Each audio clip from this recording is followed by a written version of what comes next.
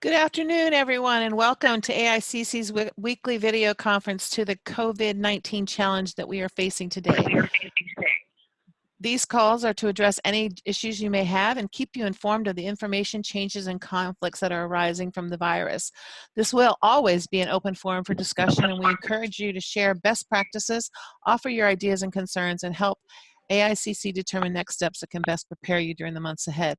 I am Taryn Pyle, and I will be hosting this call today. And if we are new to AICC's conferences, we want to welcome you. I have just a few housekeeping details before we get started. This call will be 60 minutes long, and a link to the recording will be available at aiccbox.org/COVID the Monday following the call, along with any materials that were discussed or offered. I do want you to know that on these calls, you can hear us, but we can't hear you unless I unmute you. And if you also want to mute your phones, please remember if I call on you, you'll need to unmute on your end. We want this to be a conversation though, so if you have any question, type it into the chat box located at the bottom right of your screen. There's a little chat bubble that you'll see when you scroll down to the bottom. You click on that, and that's where you can post a question. If you do not see the chat box, please take your mouse and move it down to the bottom so that you can see the panel that will pop up. By clicking on the chat bubble, you will open the chat room. By clicking on the participants bubble, you can open and find your name and select raised hand to give you a response. It's very important. You can't raise your hand within your screen. I can't see all the people that are on because there's multiple pages of people listed. And so by raising your hand, a blue hand will show up on my end that will move you up to the top of the list, and that way I'll be able to call on you.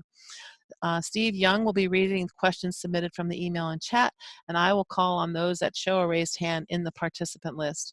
If you would like to help answer a question, just raise your hand and I'll unmute you. If you dialed in on a phone, you can press *9 and this will raise your hand as well. So let's just test that chat feature. If you can go in and just post on the chat, tell me how many people are watching from your company, or just say hello. That way we'll know that it's working and that you can hear me.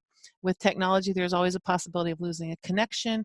We will keep you posted on any status of any problems using the feature. If you get a dial tone or are disconnected from the site, you'll just need to call back in because this is a communication connection problem on your end. As we begin, please remember AICC is an international trade association. As such, members are bound to uphold the letter and spirit of all applicable competition and antitrust laws, including those of the US and Canada. During this meeting, there will be no discussion allowed concerning prices, customers, customer or market allocations, specific accounts, discounts, terms, and all other matters prohibited by law. We'll have to end the call immediately if there's any violation of the antitrust laws. So now I'm going to turn the mic over to Mike D'Angelo, president of AICC, who's going to open up the discussion. Mike? Thank you, Taryn, and good afternoon, everybody, and welcome to the second AICC COVID-19 video conference. We appreciate you all here. We appreciate that you all have lots of questions. We've got somewhat of a program organized for you today. I'm going to summarize a few things that we've tracked since the last call. We're going to get some commentary from David Goach on FFCRA, as well as perhaps the COVID Relief Act, which is being debated in the House as we speak. But just before we go there, since the end of last week, 26 states have announced restrictions on businesses in their jurisdictions because of the COVID crisis. Most of those states are referring to DHS-CISA guidance on what constitutes critical infrastructure. That is favorable language to those involved in the packaging business or in the supply chains of the packaging business.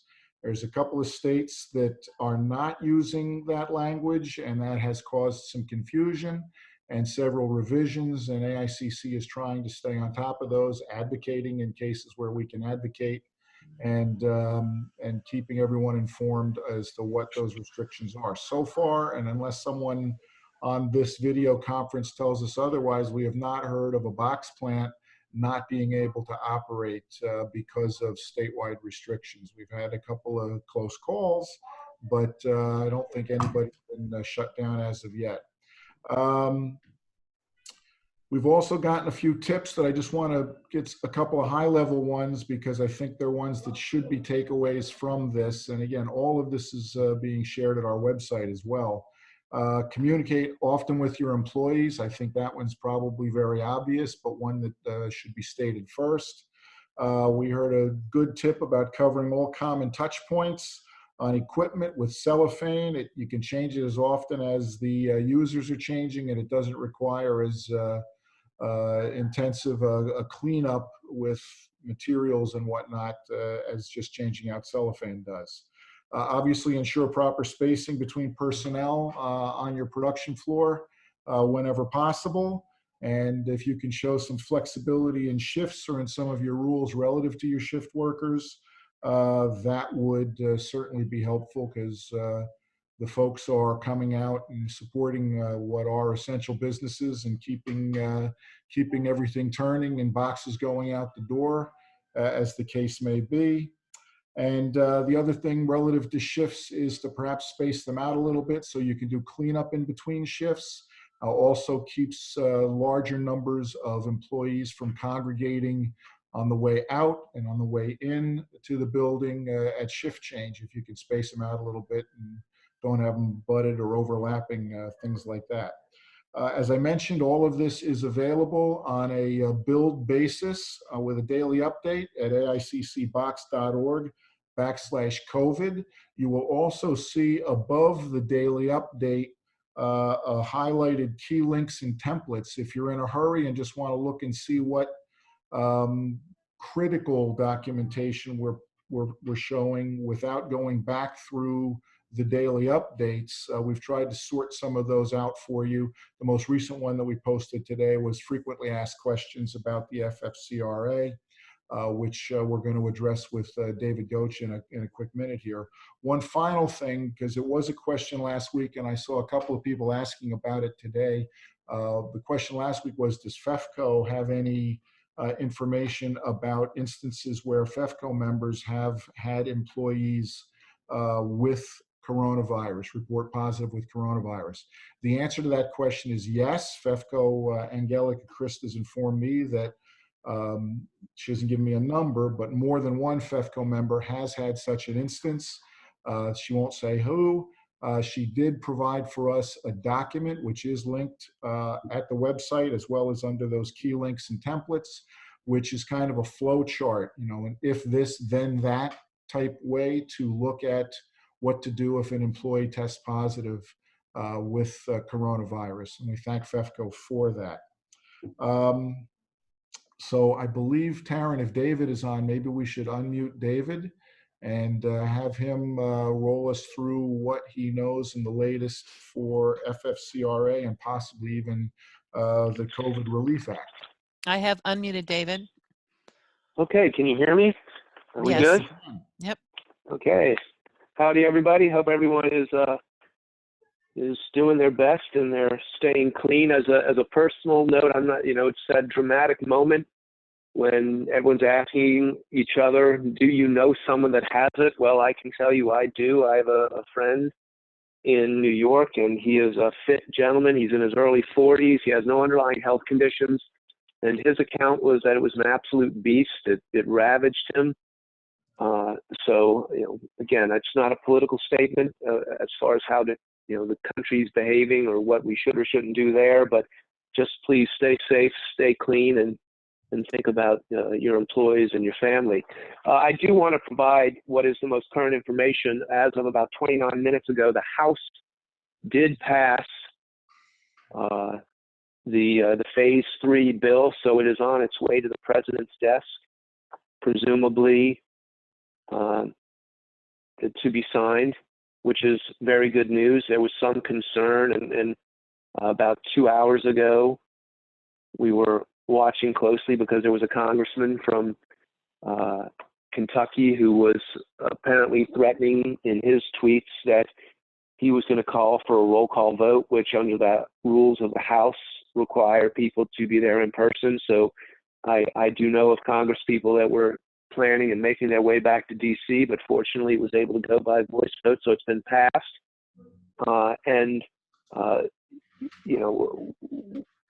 Sort of what is it, and at a high level, and this was his point too, it's the most monumental financial package that's ever been passed in our country. It's over $2 trillion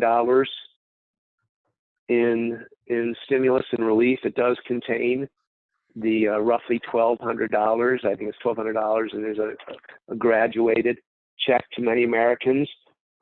$61 billion to the airlines. They certainly need it because they've had record profits the last 10 years. So let's all hope for the airline industry. I don't know if everyone's muted. That's sarcasm, okay? And then there's $100 billion that is needed for hospitals. But probably what's of greatest import to our constituency is the economic relief that is most likely or primarily going to be administered through the U.S. Small Business Administration. This new program has a little bit over $350 billion, that's a B, that's being set aside for loans, and I'm doing finger quotes about loans. I'll talk about that later, for businesses with fewer than 500 employees. Now, mind you all, this is fluid because the legislation, despite it being 880 pages, which was a riveting read, anyone who wants to catch up on the, you should read that, wow. But there will inevitably be more interpretive documents, interim regulations, other guidance. So this is in and of itself a moving target, but what I can tell you is the following. So anyone who's immediately interested in lining up and trying to get the money, according to the SBA, there are 3 ways to apply for it. The SBA has its online portal, which I understand earlier today was already crashing. But you can do it online by uploading your business documentation. You can also print out the PDF document, fill it out, and mail it to the SBA. Good luck in that delivery. Or the agency's forms also say that applicants can submit the forms in person, which I've kind of in my mind pictured you standing across the street at the SBA office and throwing it at them because you have to maintain appropriate social distancing. You do have to, again, finger quotes, qualify for this, and it is a traditional, although accelerated process, but it's a loan application. So you're going to have to provide copies of recent tax returns, tax information, detailed accounting of personal assets, sources of income, unpaid taxes. It is going to be need-based. This is not this is to pay bills, because in the legislation, smartly learning from the stimulus that occurred during the Great Recession, it explicitly states you can't use it for stock buyback programs. It can't be used in certain ways that otherwise enhance the business. This is supposed to be about direct frontline economic relief. So you have to show that you're qualified. Interestingly, also, man, this is going to hurt. It restricts businesses that have Congress people or members of the administration as major stockholders from seeking the relief. There are criminal penalties for submitting false information, so please take that serious. Traditionally, SBA loans, the processing is about a month, but they're trying to accelerate that. From what I understand, from when you've been assessed as eligible, the initial disbursement of $25,000 will arrive within 5 days. That's what SBA is claiming, but this is yet to be seen or tested. After that, the amount that you'll be eligible for, and it's again sliding scale, it varies. But in some places they say it maxes at 2 million, in other places it says 10 million. To the extent that it is going to be treated as a loan, the interest rates are 3.75% for small businesses, 2.75% for nonprofits. But again, going back to my earlier statement about finger quotes, it's a loan, and this is where it's yet to be seen how and what. But it is anticipated there will be a process for loan forgiveness. So ultimately, it ends up being stimulus directly to you, not the loan, and it won't have to be paid back. But as of I just got off another program, so I have not looked in the last hour, but all this is moving rapidly. I don't have a lot of detail or information then on that. I do want to circle back to something Mike said at the beginning about whether or not you can stay in business, and I think that's one of those important points, and it wraps in to the FFCRA discussion in and of itself, because first you have to determine whether or not you are. It's interesting, the evolution of this, because in the DHS document that came out last Thursday, excuse me, it defines the who, essential, quote unquote essential, but it doesn't get into the details of the where, what, why, and when, and that's something that is being governed by the states and local authorities. In fact, the DHS document explicitly states that the federal government is taking a subordinate role in this, and enforcement and application is going to be at the state level. The only reason I bring this up is, please just don't look at the DHS document and say, oh, we're essential, all's good. You really need to stay on top of what's happening in your states.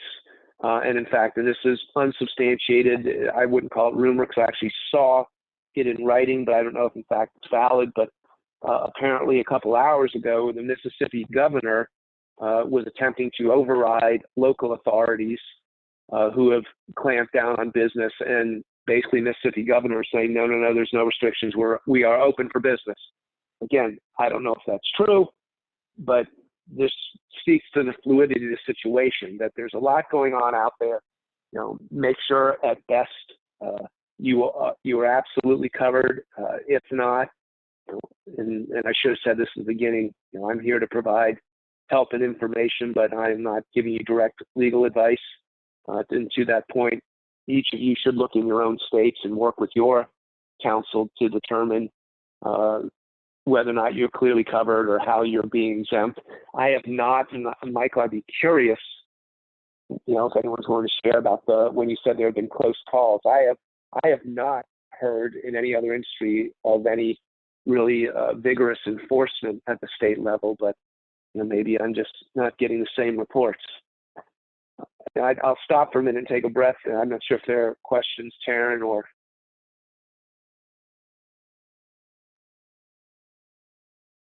everyone hung up. Steve, Wow. are there any questions for David?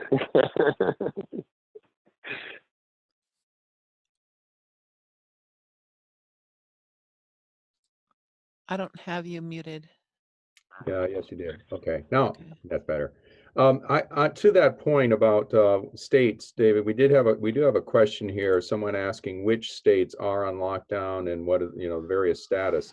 I want to refer everybody to our website where we have the daily state tracker posted. That's updated every day as to which states have which restrictions in place. So if you go there, you'll certainly see the latest. That National Association of Manufacturers keeps that updated, and we post it along with our daily updates. Mike, you addressed there was a question. Was there any follow-up from last week's question about What's not happening? from FEFCO? We do have the document from FEFCO that does give guidance on It's a flow chart. Yeah, I'd mentioned that earlier.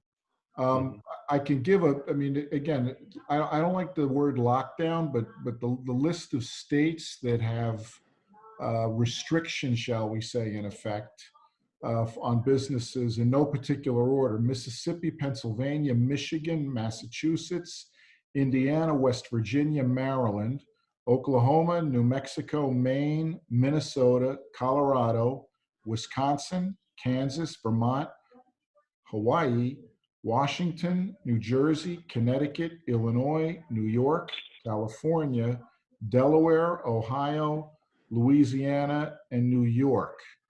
Virginia has restrictions, but on retail businesses only at this time.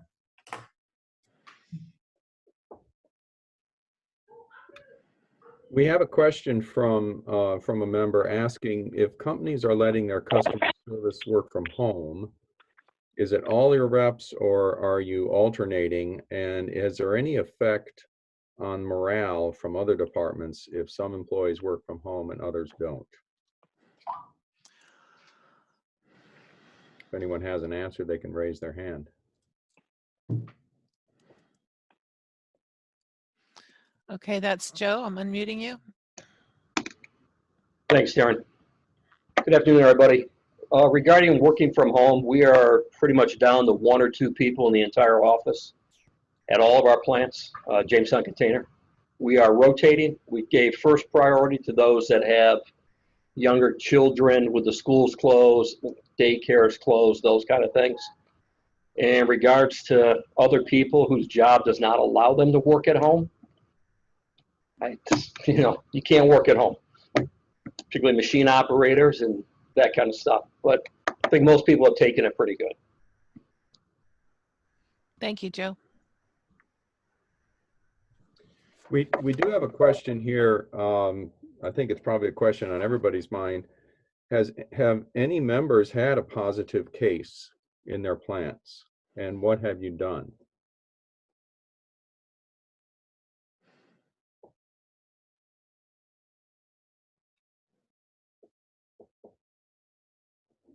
Any hands raised, Taryn? Nope. Well, again, we'll refer you to that FEPCO document because that does provide the flow chart. I'm just wondering if Christine might have somebody that has had a case that she can share. Maybe people don't want to. Christine, if you're on, I'm unmuting you. Have you had any cases? Yeah. Have any of your? No, I'm happy to say I have not. I haven't heard from anybody that's had positive cases, so no. Okay. I see somebody just responded and said they had one. Okay. In the chat. Okay. Steve, can you, if you respond? Yeah, so if that's the case, if yes, then the question came, then how do you communicate to your employees, your customers, and suppliers? I'm gonna, Steve Lehman, if you're able to respond to this, I'm gonna unmute you. If you can't talk to it, let us know and I'll mute you back up and then come back to Christine. Steve, are you on? I am. Can you hear me? I can. Okay. Yes, actually our HR manager came back from DC Saturday 2 weeks ago and had started with a cough, then it became a fever. And because we didn't have enough tests in the area, she never formally found out that she had it. But she is fairly certain she had those symptoms. The fever went away. She had a cough and pain in her chest that she had never experienced before. Today is her last day that she'll be contained to her room. She's been in her room in her home for 14 days, and her husband and her daughter have been sliding her meals under the door or through the door. But we did get her permission to use her name and let other employees know. We wanted to do that primarily so they would understand the severity. We had a lot of people in the office that just weren't taking it very seriously. So with her coming down with it, hopefully that helped. Now, we did just have another situation, if I could share. We had an employee who came in and said that his wife had symptoms, and we had already developed a policy to immediately send him home. And at this point, she does have a fever. She does have a dry cough. She's trying to get tested, but we have already made the decision to send him home for 2 weeks. The law doesn't go into effect until April 1st, but we've chosen just to go ahead and give him PTO for that time and treat it like the law is already in place. Thank you, Steve. Christine, is there anything you want to add? Yeah, I can share, I guess, a response from the CDC. on what do we do or how do we communicate if an employee tests positive. The CDC says if an employee is confirmed to have a COVID-19 infection, employers should inform fellow employees of their possible exposure to COVID-19 in the workplace, but maintain confidentiality as required by the Americans with Disabilities Act. The fellow employee should then self-monitor for symptoms, parentheses, fever, cough, or shortness of breath. Thank you. Back to you, Steve. Are there any reports of any packaging operations being deemed non-essential? Mike, do you have any reports of that? No, we've got no reports that we've seen. To the box plants members on the call, how do you see your backlog right now? How do you see the short term, and that is meaning the next 2 weeks? I'm going to call on Jean Marino. Just give you our, hi everyone, I'll just give you our position right now. We've seen a run up. We're tracking every plant very, very closely. I think last week Greg Tucker talked about kind of observing this pull ahead of orders. We have had instances where we are making deliveries, and in certain areas where cities have done shelter in place, the plants are actually closed that we're trying to deliver to, and we've had no notice, so we've had to reshuffle some loads.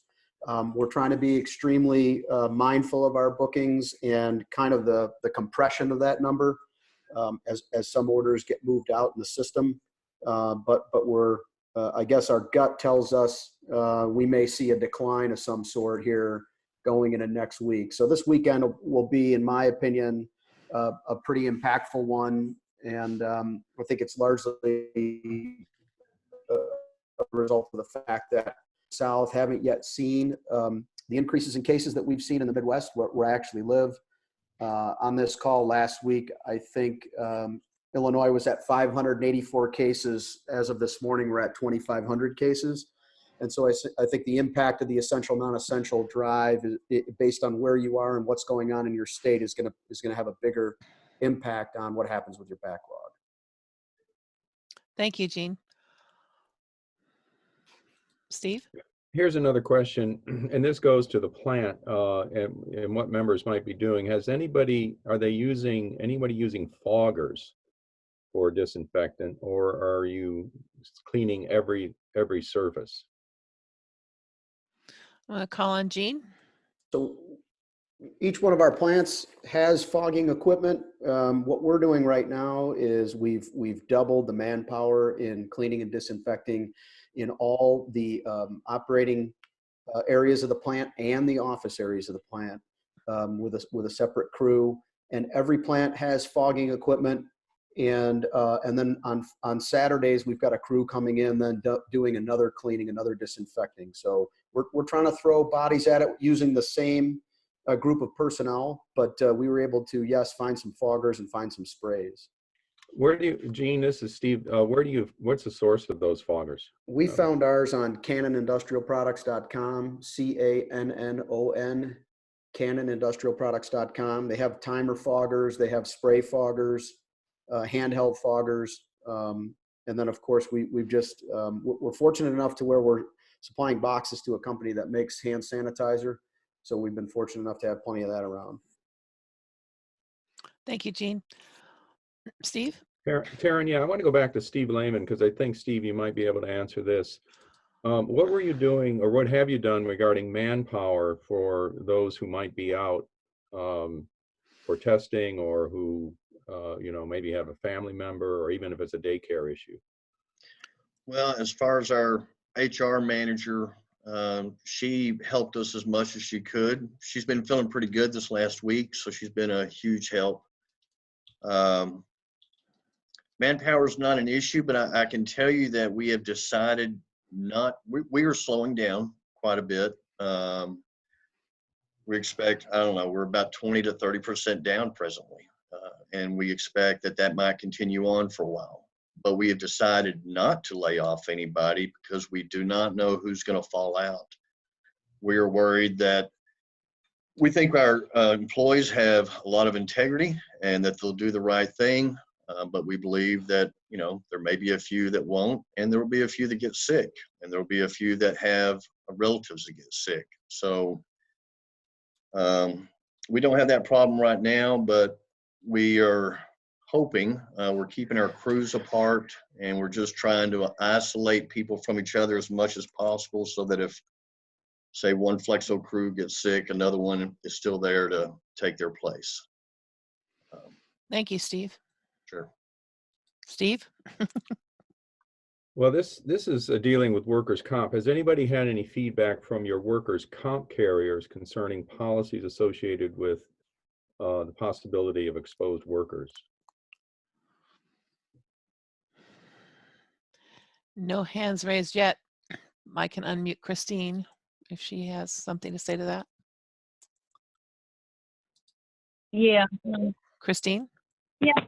Couple of thoughts. One suggestion is definitely, I think proactively, you may want to reach out to your workers' comp carrier if you're not self-insured and ask them what recommendations they have to help you avoid claims, process claims if and when they do arise.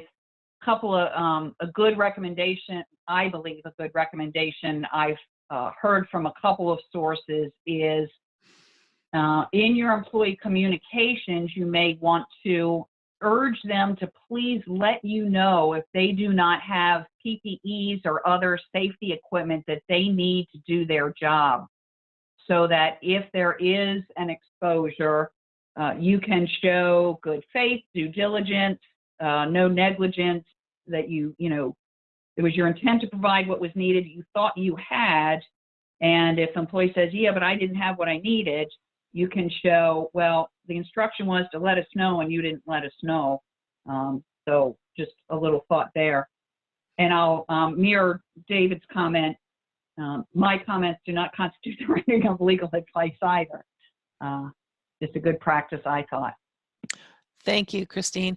Steve, we're going to jump to Mike for a minute. He has some questions for the associates. Yeah, and it'll give Steve and Virginia a chance to kind of retally because the questions are coming in at a pretty furious rate here. Yeah. But we'd asked a couple of associates to make some comment about not just what they're doing in the face of the crisis, but since they talk to a lot of box plants, what they're hearing as well. So if you could unmute Dave Burgess, maybe he can give us an update of what's going on from his and JB's perspective. Okay, Dave? Yep, can you hear me? Yes. Yes, we can. Hey, thanks everyone. I hope everyone's well. Scary times. So we've taken a family first approach, obviously accommodating the employees. But as far as we're concerned, we're staying open for business. I operate out of my office down in Alpharetta, Georgia. We really, like Gene said, we haven't seen a lot of impact here yet. We're in a bit of a bubble in the South. The biggest impact on me personally, of course, is no traveling. And that's indicative as the airlines are going south rapidly. Our sales service and parts office in Connecticut is open and staffed.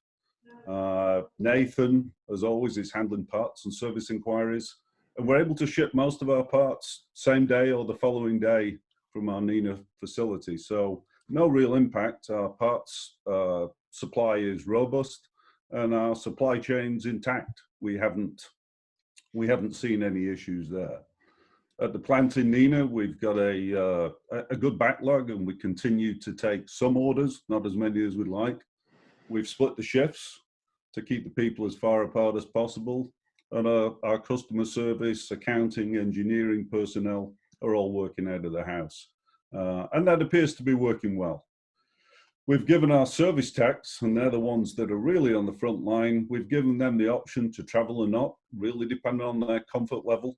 In a lot of cases, they can't travel because most of our customers have got a no visitor policy.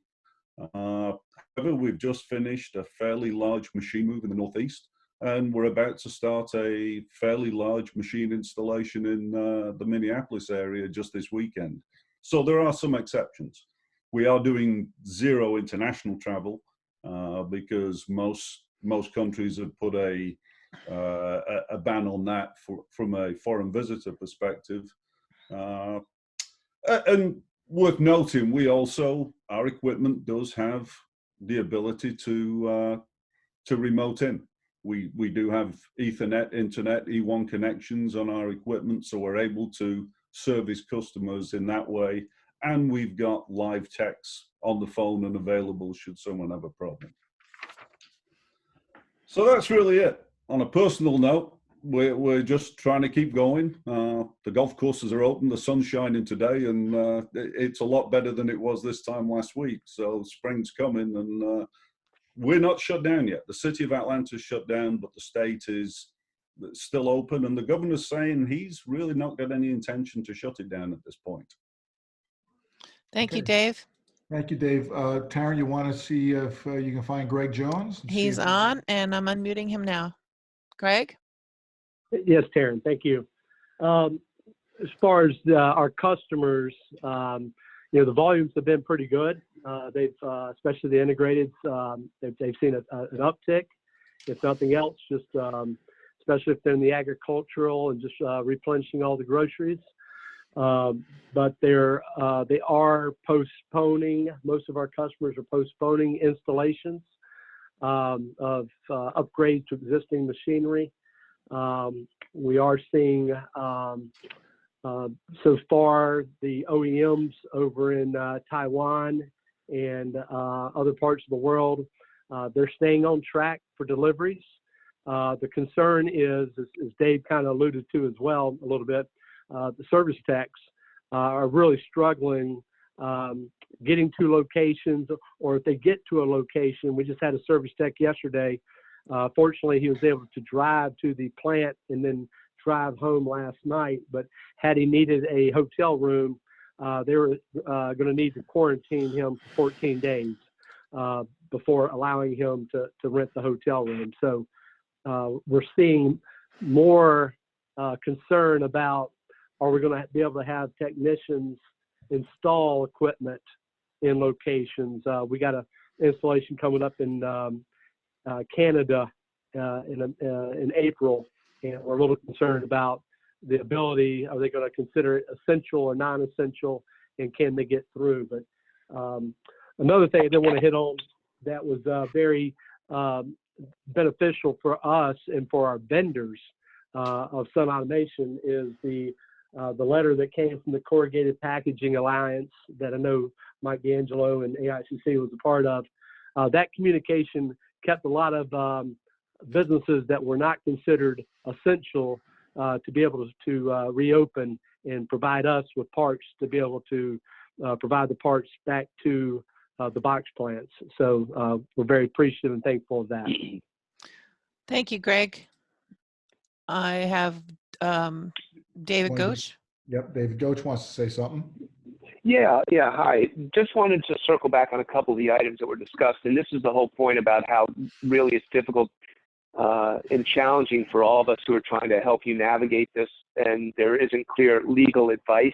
So again, take it for what it's worth. This is going to be one of those things that legal theorists will sort out as probably will the courts.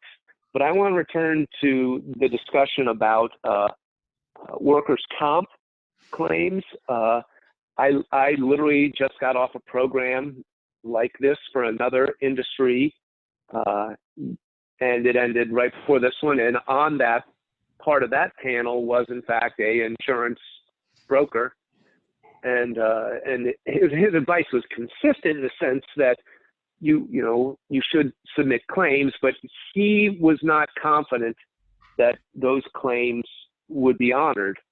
And as being as kind and delicate as he could, insurance companies are in the business of making money as well, and they don't make money paying out claims. And the question is whether or not it was work related, which then led, and this is the whole point about legal theory and discussion, to, well, if you do that, if you're trying to file a workers or allow the workers' comp claim, you submit that. Are you then opening up the can of worms? And I know this was a question that was submitted in advance of this that Michael shared, I think Christine and I, and it's just, again, this is just for discussion about whether or not you have to report this to OSHA. And clearly, if you start treating things as a work-related illness, you're going down that path. So, sort of understand that there's stepping stones here, and the more you're treating it as such. And I can't give you advice because I don't have an honest answer how I'm viewing it right now. I mean, interestingly, going back to I said earlier, the federal government's response to this has been fairly muted, and this is not a political statement. I'm trying to make a point, and they've subordinated themselves to the states, and they've at times sort of downplayed it. So whether or not that itself would be an indication of how OSHA might, in the end, deem this reportable or not, I think, in my mind, it's suggesting the federal government doesn't want to mire itself down in this, and thus maybe this isn't reportable. And again, not a political statement, but then if you start having reports like this, what does that mean for the precedent of any future? If 2 years from now there's a particularly deadly strain of the flu, now have we set the precedent? I think it's just something to consider, again, for the sake of individual business decisions and how you want to treat it. I certainly would welcome, Christine, your thoughts on it, but it's unknown. Okay, I'm unmuting Christine. Yeah, if it's helpful, on the webcast we did yesterday, we did touch on OSHA, and there's a link. If you download the PDF version of those slides, there's a link in that slide. You can just click on it, and it takes you. OSHA actually has put on their website a page, and so if you click on the link, there's a blue box on the right, and it walks you through whether a COVID-related issue may or may not be reportable. So that may be helpful to some folks there. Thank you, Christine. Steve, we're taking it back to you, but I do have one raised hand, so I'm going to unmute. Oh, I'm sorry. Adam Bland, who had something he wanted to say. Adam? Yeah, just quickly, I wanted to make mention of a couple of things because in the ink side, as far as being a supplier to the industry, you sort of live with the day-to-day environment. What has to be accomplished today, what's projected for tomorrow. Two things. One is in the other markets that we supply outside of corrugated packaging and otherwise, I also, Mike D'Angelo, I haven't seen anybody shut down yet. In the various flexible packaging markets, they're all being deemed essential. They're all getting the okay from their local municipalities to function and continue on. So I just think that adds a little bit of value to what we're seeing in this side of it. On top of that, in the ink supply chain, we're connected to a lot of different various raw materials. We haven't seen any backup or any indication that there's going to be backup in that supply, whether it's pigments, resins, different things that you have to make inks. So I just wanted to kind of add that because it lives day to day, because it fluctuates, formulations change all the time. What you're supplying the market changes every single day. And so far for us, we've seen sort of similar things as what the rest of the industry has seen, in that it seems strong. Our suppliers seem strong. Our customers are moving on. And that goes for even outside of corrugated packaging industries. The conversations that we're having right now are awesome. And to be honest, this platform is the best that I've experienced by far. But in the other industries, they seem to be deemed essential, whether it's Band-Aids or wrappers for various things. So I just wanted to add that. Thank you. Steve? Okay, here are a couple more questions. Is anyone paying extra to employees for, quote, hazardous duty incentive to keep them working, such as Amazon, Walmart, and other logistics companies are doing? Okay, I'm going to lower a hand. I also have a hand raised for area code 267, but I think it's for the previous call, so I'm going to lower this one and then I'll go back to the other one. Go ahead, you're on. Oh, I'm sorry, I lost you. Please raise your hand again. Jack Fitterman, I've got you on unmuted. Yeah, good morning or good afternoon, I guess, everybody. We had a call on this morning, and we, as a company, have decided that as of right now, we don't want to pay more hourly wage for them coming to work, because we think there's a couple reasons behind that, but primarily is once you give somebody extra money, it's hard to take it away from them when someday this is over. So what we're doing is we're looking at an attendance program that will give them up to $100 a week of a grocery card for perfect attendance. We're looking at that, and we're seeing if that is even legal to do on 100% attendance. And there's some ramifications around that as well. But that's what we're doing. Thank you, Jack. I'm going to lower the hand of phone number 443-564-4157. I'm unmuting you. This is Greg. So we're paying service techs an extra 15% if they're able to get to a location and willing to go. Thank you. Joe Palmieri? Yeah, hey, Darren. We're just taking a wait and see along the lines that Jack's doing. We know that a couple of our New York plants, employers in that area, particularly some supermarkets, are paying so-called hazard pay. But the difference is every one of their customers, they're essential. Everybody's going to buy food. What we have to do, at least this industry, is kind of differentiate, find out how many essential versus non-essential customers we have. Depending on that mix, in a couple of weeks, your orders could dry up. So it's hard to pay something now when we don't know the impact. So we've talked about, just in the communications to employees, of addressing that near the end of this, once we really see what the true picture is. Thank you, Hey, Joe.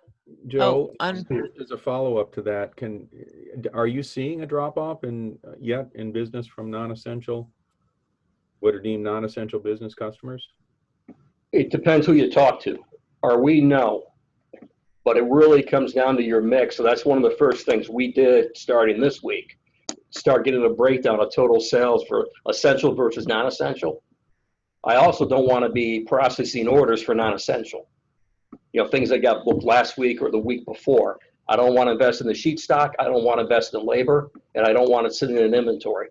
So you're calling that out of the picture to really see what your true workload is and what it's going to be. Then we're trying to validate with customers, are you essential?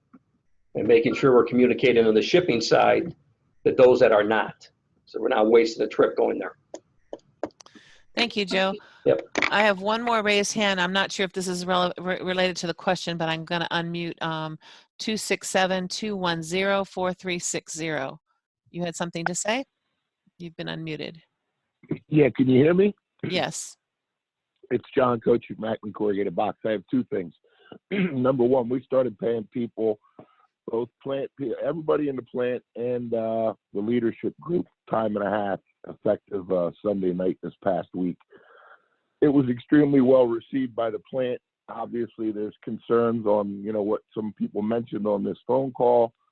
And also we're, doubly diligent about sending people home because we know they're going to want to get that pay. But we've had incredible response from the people whose spouses have been shuttered, worried about how they're going to pay their bills and whatnot. So, we think in the end, yes, it's going to cost us a significant amount of money, but, we're helping our employees bridge the gap. So that's what we did, and we're doing it.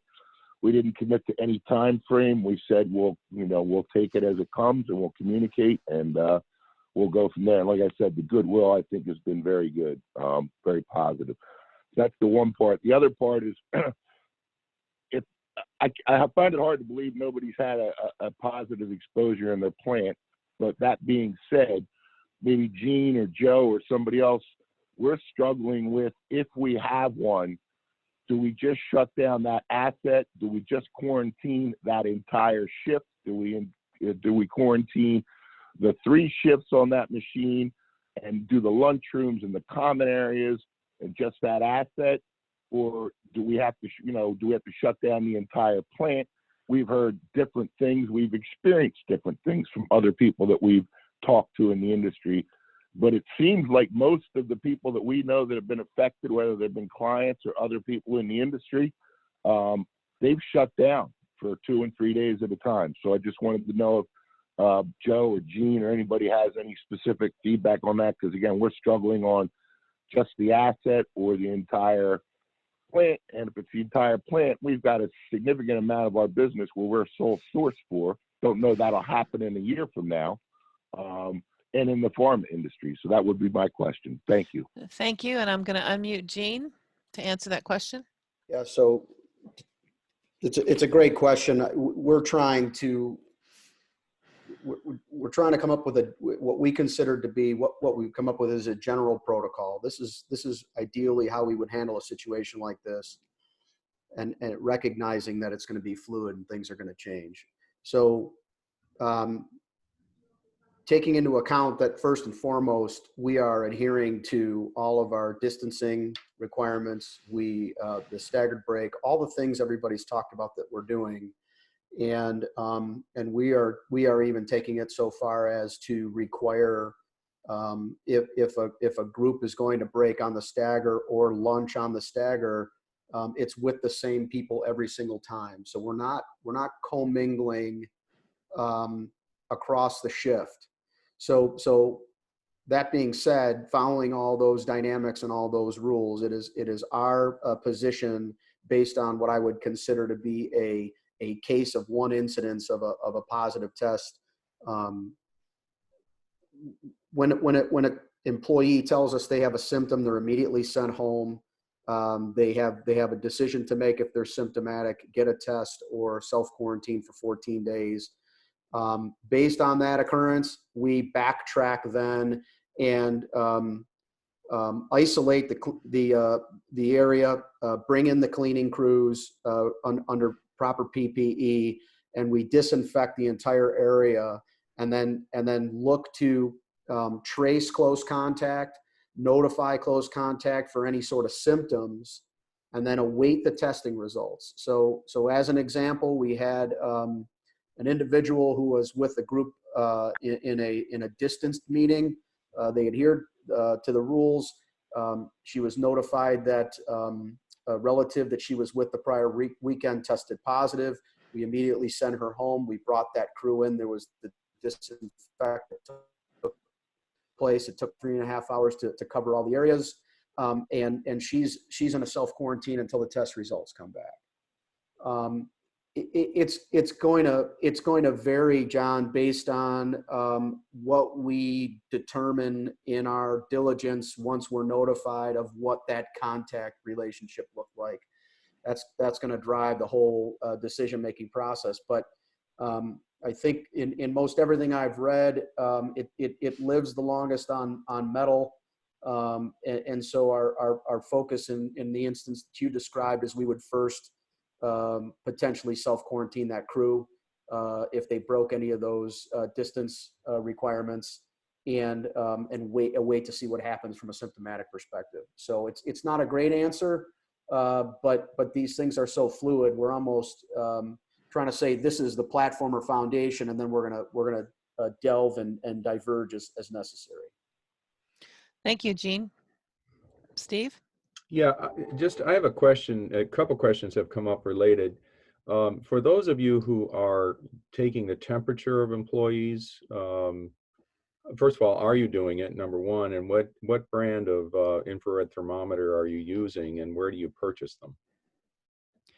I'm going to call on, I don't have hands raised, but I know Greg is on, and he talked about this last week. Greg, can you respond? So we have a laser thermometer that you don't have to touch anybody. I think it comes from Propel. They're out of them, by the way. We got like the last 5 of them, but it's you don't have to touch anybody, so it's pretty good.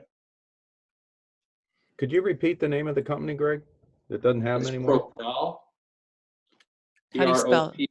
Propal. Propal. Thank you, Greg. Anybody else? Umberto, I'm going to unmute you. Thank you. The infrared thermometers we are using gotta be for people's, not for industrial application. There is a slight difference, but the accurate thermometers are made exactly for people. Check out for the difference. Thank you. Steve? Are plants shutting down break rooms to limit exposure?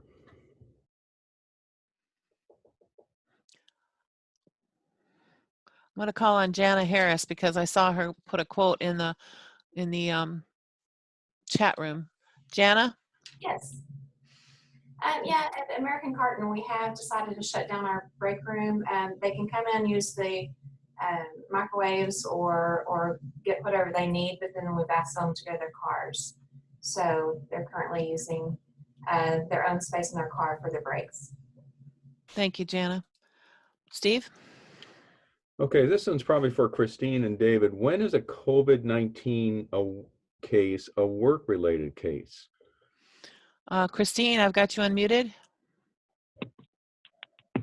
So I don't know the answer to that for workers' comp. I saw someone did post an answer, and I appreciated that. They gave an example, and I'm guessing that may be an example from the OSHA website. So it's kind of two questions: is when is it reportable for OSHA, and when is it going to be compensable for workers' comp? So I think if folks who can see the chat room, if you scroll up, I think somebody gave a good example, and I won't repeat it or read it. Y'all can see that. And that's about the best answer I can give you.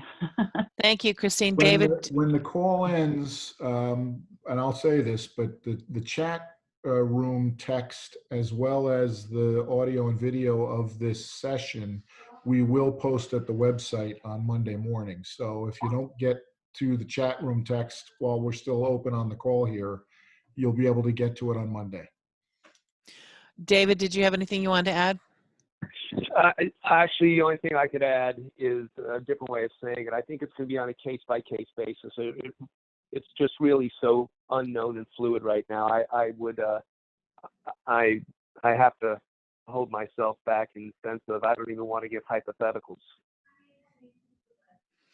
Okay, thank you, Steve. David, while you're on, we did have a question a little while ago. What kind of collateral will be expected for the loans that are part of this package? Do you know? It's my understanding that people are not going to be posting collateral. It's that you qualify for it, and I think that's why, drilling down in my mind, that's why they're very clear that there are criminal penalties for false misrepresentations or deception in trying to obtain it. So it's not going to be a posting collateral. It's going to be based on the need of the organization. That's why I think you're going to have to provide so much detailed financial information, because it's supposed to be, this is about literally paying the bills. Okay, Steve? Yep, a couple more relating to taking temperatures. So one member's saying that they've had an employee ask them, what temperature will constitute a fever? There's an answer in the chat box that says 100.4. And if you're taking your employees' temperatures, who's doing it? Is it someone from the outside or one of your managers? Anybody have an answer to that? Please raise your hand.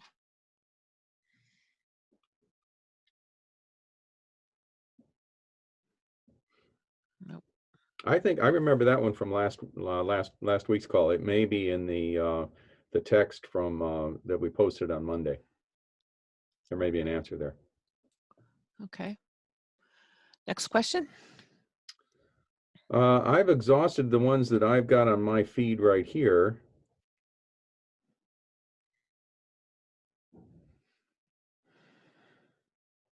Yeah, I think we've covered all the ones that I've had come through here. Karen. Something to add to the temperature thing. It was mentioned last week on the call that if you're in colder climes, you might have to wait a short while, up to half an hour, as your employees enter the building before you can get an accurate reading on the digital temperature. That's just for those of you that weren't on last week and didn't remember that. Okay, somebody said Jeff might have something. Looking to see how to pull you up, Jeffrey Putt. And I'm muting you. No, I have nothing. Okay.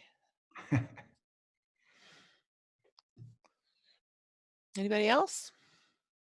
Any other questions, Steve? No. Okay, I'm going to hand this back to Mike. Well, thank you, everyone. We're right at the 1 hour mark, and it seems like that's what people's tolerance point is. So we appreciate you joining us. We appreciate all the information you've shared and the openness. As I mentioned, this video conference, as well as the text chat, or chat text, excuse me, will be available at aiccbox.org/COVID, along with the daily update. We're trying to keep as much information in front of you so you can make as many good decisions as you possibly can under these difficult circumstances. So stay well and have a good weekend. Thank you, everyone. Thank you, Christine. Thank you, David.